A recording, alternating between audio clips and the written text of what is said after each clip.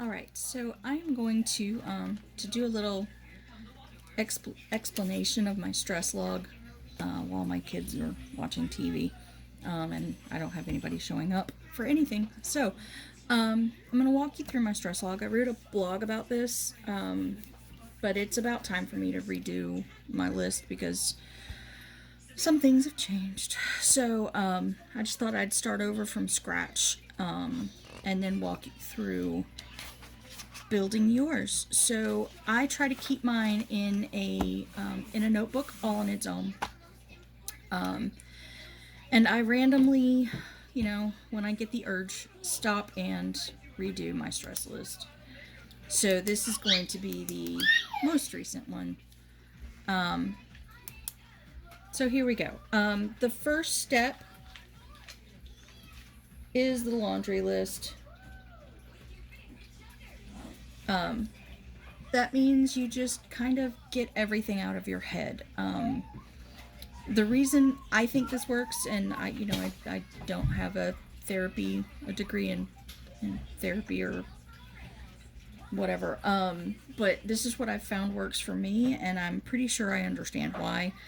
Part of the reason why stress is so bad is because we assign emotions to the stress, and seeing it in black and white really allows you to remove some of the emotion from it and try to think of it in terms of, if this wasn't you, what advice would you give somebody?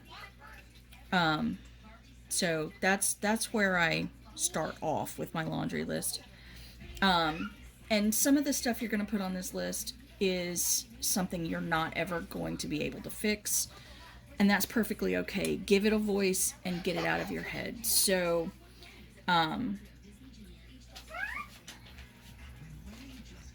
we're just going to put some stuff on here.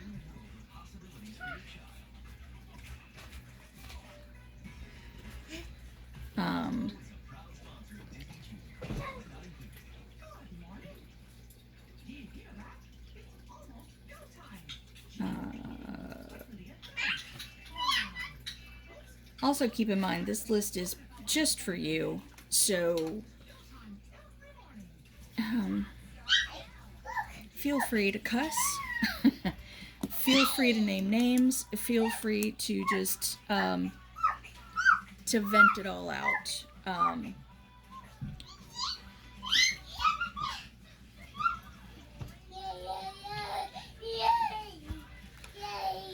So yeah, there's just a couple of the things stressing me out right now, and this one is another one. What?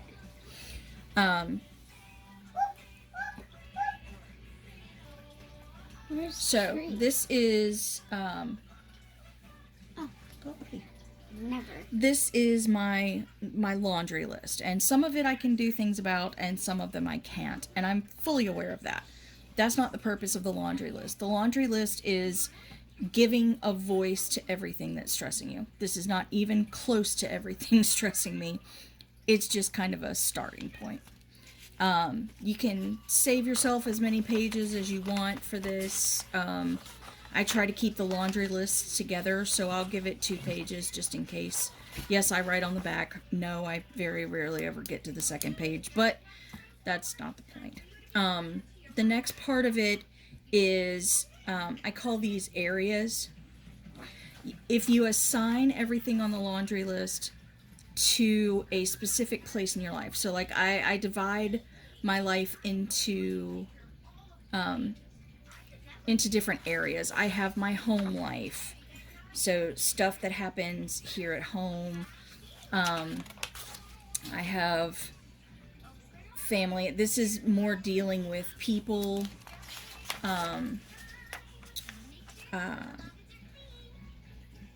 work, hobbies. So if you are in any groups or anything like that, you can label hobbies. I'm in the SCA, so usually I don't call this hobbies, I call it SCA, but there's not a whole lot of that going around right now. Home, family, work. You can leave a couple of other pages just in case, just in case.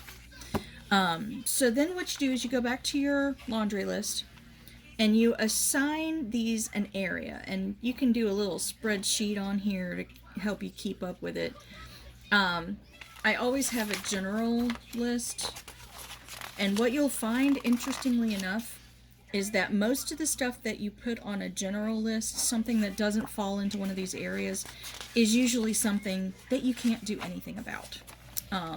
And I'll show you that in a second. So what I'm labeling in this first column is the area, and then in the second column, I call that the fruit level. I'll explain that in a second. So the pandemic, this is in the general area. It affects everything in my life and nothing specifically in my life. So there's that. The house is a mess. That's my home. And I'll write home out. The abatement, that's a home issue. Tree damage, that's a home issue. Oh, I forgot one of my other lists. My personal list is things about myself that are causing me stress. So that's definitely a personal, being lonely is a personal one. No bed, that's a home issue. The election, general. So you see how this is kind of going. So then all you do is you take this list and you move these things onto the appropriate area. So I'm going to go to general, hobby, general, and I'm going to add the pandemic. And this part is me just making sure I've addressed everything, but I will grab a highlighter and I will come over here and make sure I've got it taken care of. So, the house is a mess. That goes over here.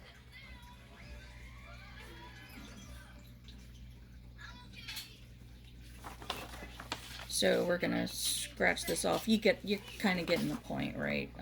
You're transferring everything over. I cross it off to make sure that I got it.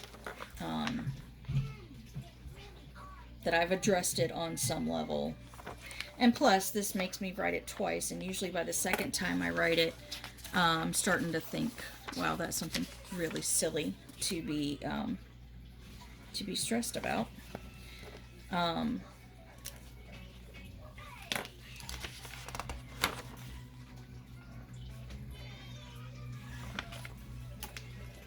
then the election goes on general. So we're going over here to general.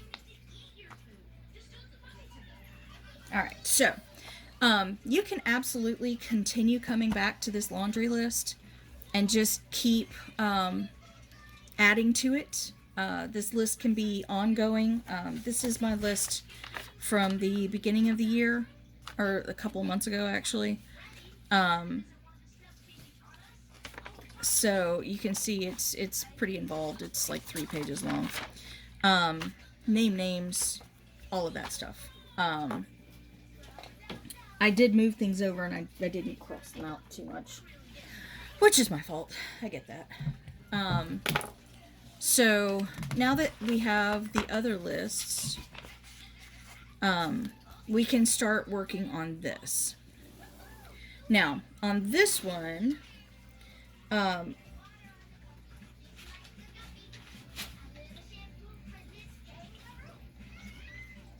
you're going to have 2 columns on this one. This first one is the stress level. Now, I'm going to go back to my front page so I can show you what I'm talking about. I built this key for myself. I put it right here in the front of my book so that I look at it, and this is my reference. You can totally build this however you want. This is just how I address these things. So my stress level goes from 1 to 5.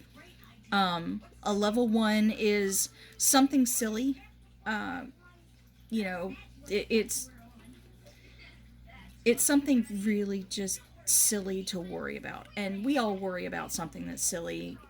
It's there. Stress level 2 is, I equate this to a mosquito bite. Something that's there and it's annoying. but it's not an emergency. You're not going to die unless you're allergic or it's carrying West Nile or something like that. You're not going to die of a mosquito bite. So it is annoying, but that's about it. Number 3, level 3, this is starting to be a problem. I'm having trouble getting past this part, or it's keeping me from being able to do something else. 4 is where I'm starting to have trouble focusing on anything else. It's dominating my thoughts. It's really raising my blood pressure because it doesn't seem to be going away. It's a problem, and we need to address it. 5 is the emergency. It's causing problems. I can't do anything else. I have to deal with this now. I have this problem. It's not going anywhere. All of that lovely stuff. So over here, we're going to look at this, and we're going to assign this a stress level. This works because it forces you to look at the problem. Again, it's in black and white. It forces you to look at the problem and assess how much of a problem it really is. Like, should I be worried about the house being a mess? Should I be worried about that abatement that's coming? Should I be worried about the tree damage? Should I really be stressing about not having a bed? It forces you to address those. So we're going to look at this. The house being a mess. I'm going to put that at a 4 just because it's not seeming to get any better, and that needs to change. The abatement is a 4. Probably a 3 or a 4. It's a problem. It's in the back of my head. I'm not losing sleep over it. Tree damage, again, is probably about a 3. I've kind of reached the stress plateau on the tree damage. Not having a bed, it's actually affecting me quite a bit in different ways. That'll probably should look at not having a bed. Oh, sorry, y'all. And add it over here, and this is another possible thing you can do. Sometimes these things make you think about other things that need to be on this list. So, not having a bed is the reason why I'm stressing about it, is that I'm not sleeping well. And that one is personal. So, move that over to the personal page. So I'm just trying to give you an idea of how this works. Thanks to the tree destroying my bed, I have no bed, and I've been sleeping in a recliner for a little over a month now, and it's really affecting my sleep, so there's that. Cross this off because I transferred it, and we'll go back here. So that's kind of where this process works. Assign it a stress level. You've written it out. Sometimes this will spawn other things, and you'll realize, well, maybe that's not a home issue. Maybe that's a family issue, or maybe that's a like this house being a mess is also a family issue. So I can actually put it in both places because, people aren't pulling their weight, and it's not helping. It's causing stress. Now,